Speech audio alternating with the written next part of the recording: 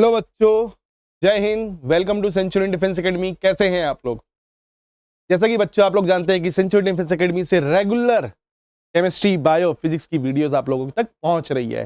तो उसी सीरीज के दौरान हम लोग आज एक नया एक फिजिक्स में एक नया टॉपिक लेके आए हैं जिसका नाम है सरफेस टेंशन। अब टेंशन तो हम सबको बहुत होती है ना, लाइफ में बहुत सारी टेंशन है।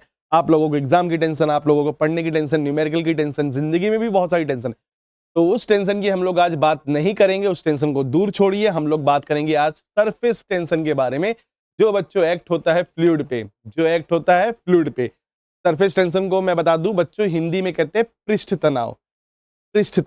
अब सर ये सरफेस टेंशन होता क्या है, सरफेस टेंशन कहते किसे हैं, सारी बारीकियों के बारे में बात करेंगे और कुछ बेसिक बेसिक चीजें मैं आप लोगों के साथ डिस्कस करूंगा जो एग्जाम में पूछ ली जाती है। अब सरफेस टेंशन क्या होता है, जरा इसको इससे समझो। मैं कहूंगा सरफेस टेंशन बच्चों एक प्रॉपर्टी होती है फ्लूइड की, एक इनबिल्ट प्रॉपर्टी होती है। आपकी प्रॉपर्टी क्या है? पढ़ना लिखना, है ना। जिज्ञासा आपकी एक इनबिल्ट प्रॉपर्टी है। ग्रोथ करना आपकी इनबिल्ट प्रॉपर्टी है। सुख सुविधाओं में रहना आपकी एक इनबिल्ट प्रॉपर्टी। जहां सुख होगा आप वहीं जाएंगे, जहां दुख होगा आप उससे दूर भागेंगे। ये आपकी इनबिल्ट प्रॉपर्टी है, कॉन्शियसनेस है ये आपकी। इसको कोई सिखाएगा नहीं, फिर भी आप ये करेंगे। उसी तरह हर एक पदार्थ जो फ्लूइड है, मतलब जो तरल पदार्थ है, जो लिक्विड है, जो गैस है, उनकी एक प्रॉपर्टी होती है कि बच्चों वो स्टेबल रहना चाहते हैं, वो प्रकृति में, नेचर में स्टेबल रहना चाहते हैं, स्थायी रहना चाहते हैं। इस चीज को प्राप्त करने के लिए, अचीव करने के लिए वो क्या करते हैं, फ्लूइड क्या करते हैं, मिनिमम सरफेस एरिया एक्वायर करते हैं, कम से कम क्षेत्रफल को एक्वायर करते हैं।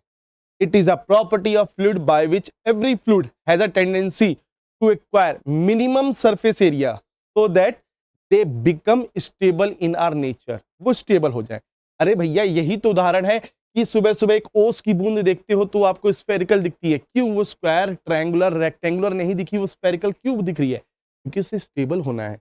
हर एक प्लेनेट, ग्रह की मैं बात करूं तो सब गोलाकार हैं, स्फेरिकल हैं।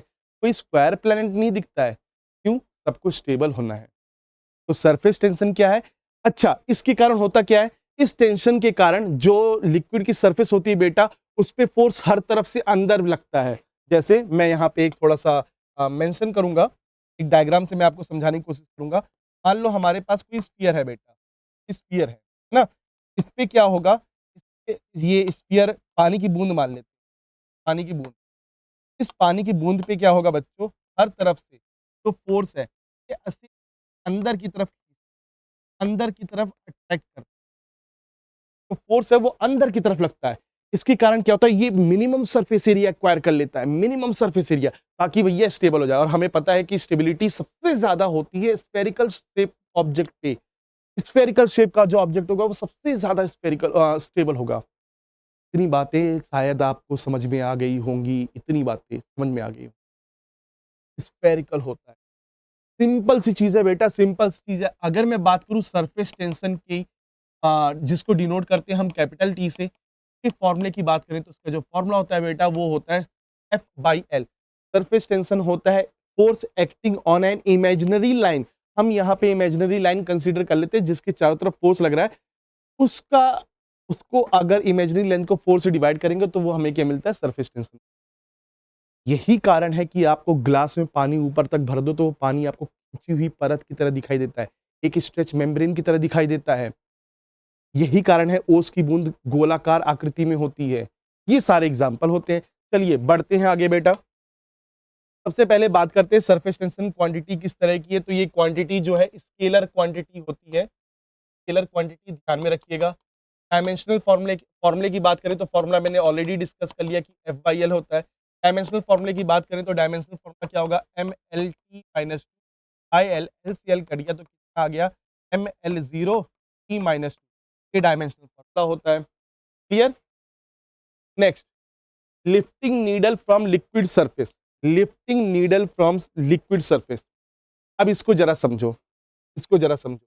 अगर मैं किसी नीडल को लिफ्ट कर रहा हूं बेटा, किसी नीडल को लिफ्ट कर रहा हूं, जरा ध्यान समझना। किसी नीडल को अगर मैं यहां पे लिफ्ट कर रहा हूं या किसी स्फेरिकल ऑब्जेक्ट को मैं लिफ्ट कर रहा हूं, तो उसको जरा समझो। इसका इसमें कितना टेंशन होगा, कितना लगाना पड़ेगा। डायग्राम बना लेते बेटर रहेगा आप लोगों को। मान लो हमारे पास एक है और उसमें हमने क्या रख दिया, एक ऑब्जेक्ट रखा, समझना बेटा, ऑब्जेक्ट, एक ऑब्जेक्ट रखा हुआ है। एक ऑब्जेक्ट को मैं एक ऑब्जेक्ट, अब हम क्या कर रहे हैं, इस ऑब्जेक्ट को पानी से ऊपर खींच रहे हैं। देखना जरा मैं इसमें डायग्राम कैसे बना, इस ऑब्जेक्ट को हम पानी से ऊपर खींच पकड़ के, इस ऑब्जेक्ट को हम पानी से पकड़ के ऊपर खींच रहे हैं। अब ये बताओ, जब हम इसे ऊपर खींच रहे हैं तो यहां पे फोर्स एक ऊपर लगेगा, हाँ तभी तो मैं खींच पाऊंगा। और एक फोर्स क्या होगा, नीचे लगेगा, जिसको मैं एनटी कहूंगा। तो मैं बच्चों से पूछता हूं कि बच्चों बताओ हमें कितना फोर्स लगाना पड़ेगा। तो यूजली बच्चे क्लास में कहते हैं सर हमें फोर्स लगाना पड़ेगा एम बराबर, टी के बराबर, जो कि गलत है। क्यों? अगर यहां बीकर में पानी ना होता तब तो मैं कहता कि ठीक है भैया हमें फोर्स लगा रहे हैं वो एमजी के बराबर होगा, उतना ही फोर्स लगेगा। पर यहां पे एक ऐसा ऑब्जेक्ट है जो पानी में है। और कभी नोटिस किया, जब इस तरह के ऑब्जेक्ट को पानी से बाहर खींचो, किसी मग को पानी से बाहर खींचो, तो आपको ज्यादा फोर्स लगानी पड़ती है। ये फोर्स ज्यादा कहां से आई है, जरा देखो। अगर मैं यहां पे बेटा एक टेंजेंट ले लूं, एक टेंजेंट ले लूं इस सरफेस के अलॉन्ग, तो ये जो फोर्स है, ये जो फोर्स है या फिर टेंशन, ये नीचे लगेगा कि नहीं लगेगा?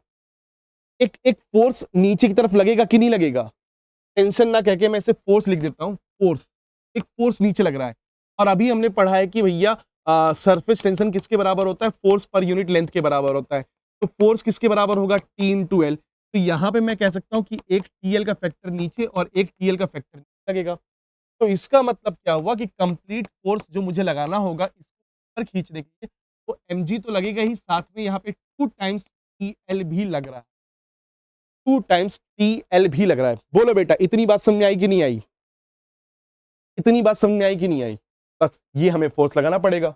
अगला टॉपिक देखो, lifting a disc from surface. अब हम एक डिस्क को लिफ्ट कर रहे हैं, डिस्क को, ठीक है जी, एक बीकर बना लेते हैं, फिर हम क्या कर लेते हैं, पानी भर लेते हैं। अब इसमें हमने क्या डाल दिया, एक डिस्क। डिस्क कैसा होता है, डिस्क कैसा होता है, इसी तरह ले लें डिस्क, ठीक है, इसी तरह लेते हैं। डिस्क को हम कलर कर देते हैं सेपरेट कलर से, कि हमने डिस्क ले ली,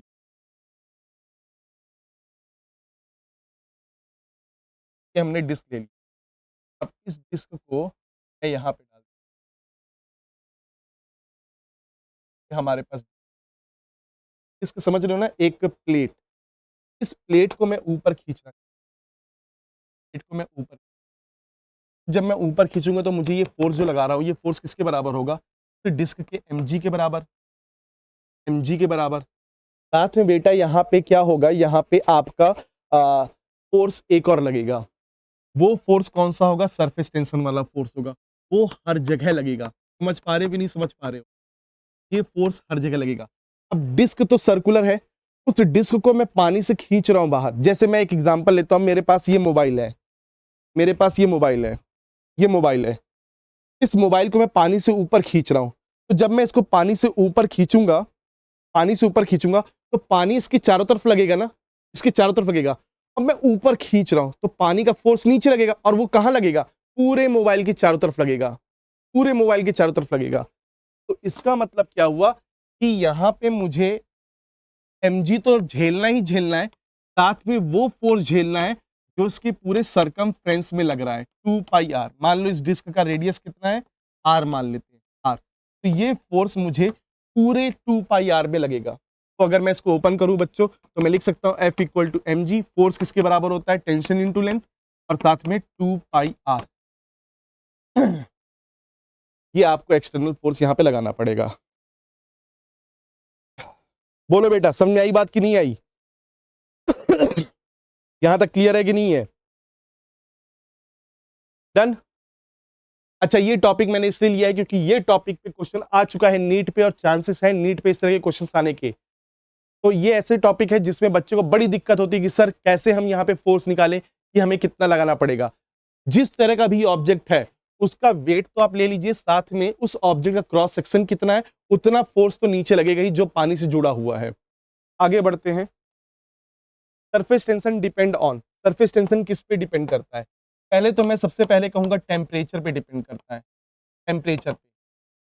अगर लिक्विड का टेम्परेचर बढ़ाओगे सरफेस टेंशन कम होता है, गैस में अगर टेम्परेचर बढ़ाओगे तो भैया मामला उल्टा है, सरफेस टेंशन बढ़ता है। फ्लूइड में टेम्परेचर बढ़ाने पे सरफेस टेंशन कम, फ्लूइड मतलब लिक्विड, और गैस में टेम्परेचर बढ़ाने पे सरफेस टेंशन बढ़ता है। दूसरा, इम्प्योरिटी एडेड, इम्प्योरिटीज एडेड, इतनी आपने इम्प्योरिटी मिलाई है, जो आपके पास फ्लूइड है उसमें आपने बहुत सारी इम्प्योरिटी मिली हुई है, सॉल्ट कंटेंट मिले हैं, मिनरल्स मिले हैं, तो उससे सरफेस टेंशन बढ़ जाता है। ठीक है। अब एक क्वेश्चन देखिए, डायरेक्ट क्वेश्चन को सॉल्व करते हैं। क्वेश्चन में क्या है? A thin liquid film form between U shaped wire and a light slider support a weight of 1.5 into 10 की पावर -2। ये वेट कितना दिया गया है बच्चों? 1.5 इन 10 की पावर -2 न्यूटन। ठीक है जी। The length of the slider is 30 centimetre. Slider की लेंथ कितनी दी गई है? ये लेंथ हमें दी गई है 30 सेंटीमीटर। ओके जी, ओके। हमसे पूछा जा रहा है the tension in the liquid film is, liquid film में टेंशन कितनी एक्ट होगी, ये हमसे पूछा जा रहा है। Simple question. ये बताओ बच्चों, ये बताओ, जब मैं अभी सरफेस टेंशन पढ़ा रहा था तो मैंने क्या बताया था कि सरफेस टेंशन फ्लूइड में अंदर की तरफ लगता है। तो यहाँ पे सरफेस टेंशन हर जगह अंदर की तरफ, तो ये तो सॉलिड बाउंड्री है और स्लाइडर है आपके पास ये, तो इससे भी तो सरफेस टेंशन अंदर की तरफ लगेगा। तो सरफेस टेंशन अंदर की तरफ जो लगेगा उसके कारण यहाँ पे वेट अटैच है, तो वही हमसे पूछा जा रहा है कि सरफेस टेंशन यहाँ पे कितना लगेगा। तो ठीक है, मुझे पता है सरफेस टेंशन यहाँ पे किसके बराबर होगा बेटा? W के बराबर होगा। सरफेस टेंशन किसके बराबर होगा? W के बराबर होगा। बोलो हाँ या ना, बोलो हाँ या ना। अब सरफेस टेंशन या फिर मैं कहूं सरफेस टेंशन नहीं, इसको ऐसे ले सकते हैं, एक मिनट, इसको ऐसे ले सकते हैं। सरफेस टेंशन वाला फोर्स अंदर लगेगा, तो ये वेट किसके बराबर? फोर्स के। फोर्स मुझे पता है किसके बराबर होता है? T into L. तो T into L into W. सबसे इंपॉर्टेंट पॉइंट जो मैं यहाँ पे इंक्लूड करना चाहता हूँ, सबसे इंपॉर्टेंट पॉइंट बेटा ये है सोप फिल्म। सोप फिल्म में होती है 2 लेयर, तो यहाँ पे मैं मल्टीप्लाई कर दूंगा 2 से। T मुझसे पूछे जा रहा है तो W अपॉन 2L। बोलो यही है कोर कॉन्सेप्ट, बाकी तो इसको तो हर बच्चा सॉल्व कर लेगा। ये है कोर कॉन्सेप्ट। तो अभी तक जो मैंने पढ़ाया उसको एक बार फिर से सुन लो ताकि क्लियरिटी हो जाए। अगर आपके पास कोई डिस्क है, पानी से खींच रहे हो, कितना आपको फोर्स लगाना पड़ेगा?